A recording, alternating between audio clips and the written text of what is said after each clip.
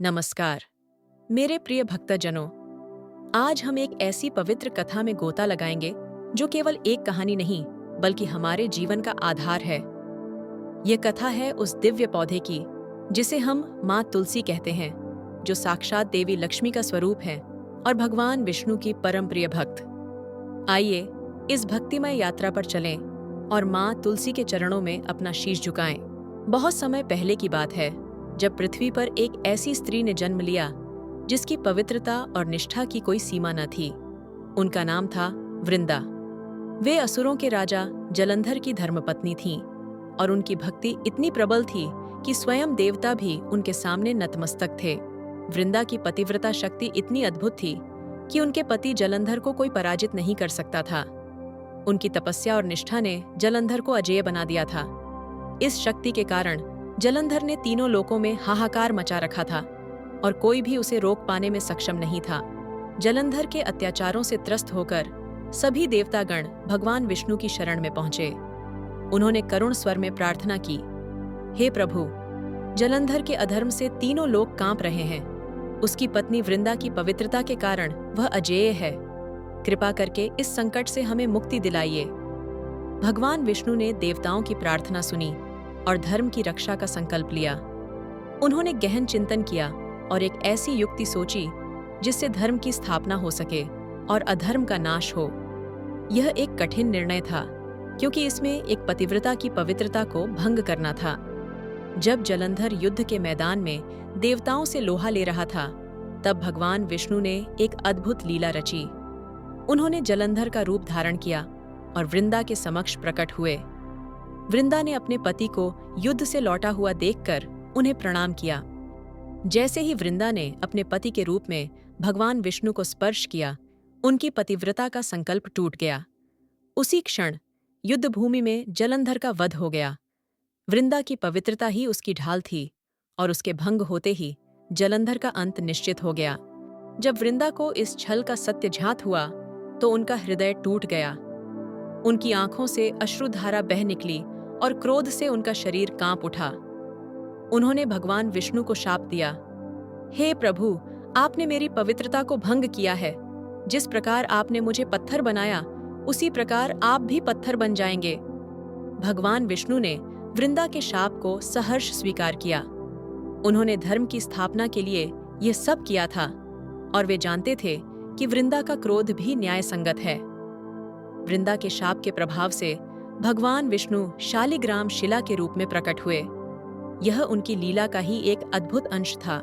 वृंदा अपने पति के वियोग और इस छल से इतनी आहत हुई कि उन्होंने अग्नि में प्रवेश कर अपने प्राण त्याग दिए।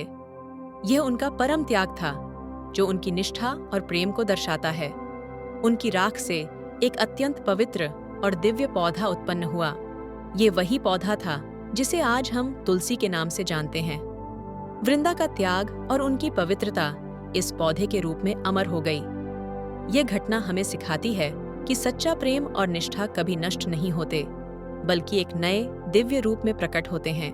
वृंदा के इस परम त्याग से भगवान विष्णु अत्यंत प्रसन्न हुए। उन्होंने वृंदा को वरदान देते हुए कहा, हे वृंदा, तुम्हारा यह पवित्र रूप तुलसी कहलाएगा। तुम मुझे अत्यंत प्रिय हो और तुम्हारे बिना मेरी कोई भी पूजा अधूरी रहेगी। भगवान विष्णु ने यह भी कहा कि जो कोई भी मुझे तुलसी दल अर्पित करेगा, मैं उस पर विशेष कृपा करूंगा। इस प्रकार वृंदा का त्याग अमर हो गया और उन्हें भगवान विष्णु की परम प्रिय भक्त होने का सौभाग्य प्राप्त हुआ। तुलसी का पौधा अब हर घर में पूजनीय बन गया। इसी दिव्य संबंध को स्मरण करने के लिए हर वर्ष कार्तिक माह के शुक्ल पक्ष की एकादशी को तुलसी विवाह का महापर्व मनाया जाता है। इस दिन तुलसी और शालिग्राम, भगवान विष्णु का पाषाण रूप, का पवित्र विवाह संपन्न किया जाता है। यह उत्सव वृंदा की भक्ति और त्याग का प्रतीक है। तुलसी विवाह केवल एक रस्म नहीं, बल्कि भगवान और भक्त के अटूट प्रेम का उत्सव है। यह हमें सिखाता है कि सच्ची भक्ति से भगवान को भी प्राप्त किया जा सकता है। इस दिन भक्तजन तुलसी माता और शालिग्राम जी का विवाह बड़े धूमधाम से करते हैं, मानो वे अपने घर में ही किसी कन्या का विवाह कर रहे हों। हमारे शास्त्रों में कहा गया है कि तुलसी के बिना किसी भी विष्णु पूजा को अधूरा माना जाता है। तुलसी दल अर्पित किए बिना भगवान विष्णु की पूजा का पूर्ण फल प्राप्त नहीं होता। यह तुलसी की महिमा और भगवान विष्णु के प्रति उनके प्रेम का प्रमाण है। जो व्यक्ति रोज तुलसी को जल देता है और उनकी सेवा करता है, उसके घर में शुद्धता, शांति और समृद्धि बनी रहती है। तुलसी का पौधा नकारात्मक ऊर्जा को दूर करता है और घर में सकारात्मकता का संचार करता है। यह देवी लक्ष्मी का वास बनाता है और दरिद्रता को दूर भगाता है। तुलसी मुख्य रूप से 2 प्रकार की होती हैं, जो दोनों ही अत्यंत पवित्र मानी जाती हैं। पहली है रामा तुलसी, जिसकी पत्तियां हरी होती हैं और यह अपने औषधीय गुणों के लिए भी जानी जाती है। यह घर में सुख, शांति और समृद्धि लाती है। दूसरी है कृष्णा तुलसी, जिसकी पत्तियां गहरी बैंगनी या काली होती हैं। इसे श्यामा तुलसी भी कहते हैं।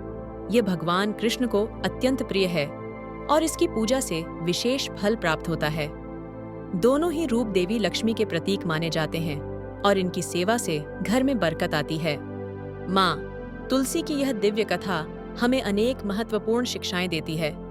यह हमें सिखाती है कि सच्ची भक्ति और पवित्रता कभी व्यर्थ नहीं जाती, भले ही मार्ग में कितनी भी बाधाएं आएं। वृंदा का जीवन त्याग, निष्ठा और प्रेम का एक अनुपम उदाहरण है। उनकी कथा हमें यह भी बताती है कि धर्म की स्थापना के लिए कभी-कभी कठिन निर्णय लेने पड़ते हैं। भगवान विष्णु ने धर्म की रक्षा के लिए जो लीला रची, वह अंततः वृंदा को अमरता प्रदान कर गई। तुलसी का पौधा हमें हर दिन स्मरण कराता है कि ईश्वर के प्रति हमारी निष्ठा कितनी महत्वपूर्ण है। आज भी हर हिंदू घर में तुलसी का पौधा जीवन और आस्था का केंद्र है।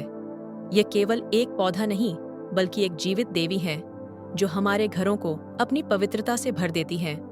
तुलसी की सेवा करना, उन्हें जल देना और उनकी पूजा करना हमारे दैनिक जीवन का एक अभिन्न अंग है।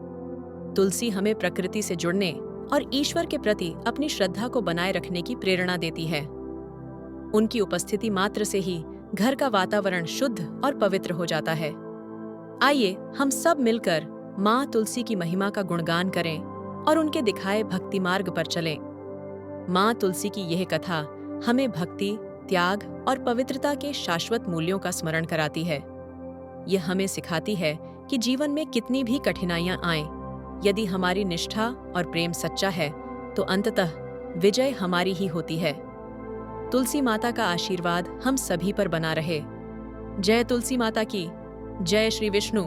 यदि आपको यह भक्तिपूर्ण कथा पसंद आई हो और आपके हृदय को स्पर्श कर गई हो, तो इस वीडियो को लाइक करें, अपने प्रियजनों के साथ शेयर करें, ताकि वे भी इस दिव्य कथा का लाभ उठा सकें, और हमारे चैनल को सब्सक्राइब करना न भूलें।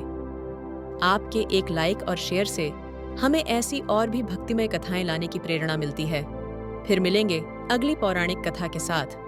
हरिओम।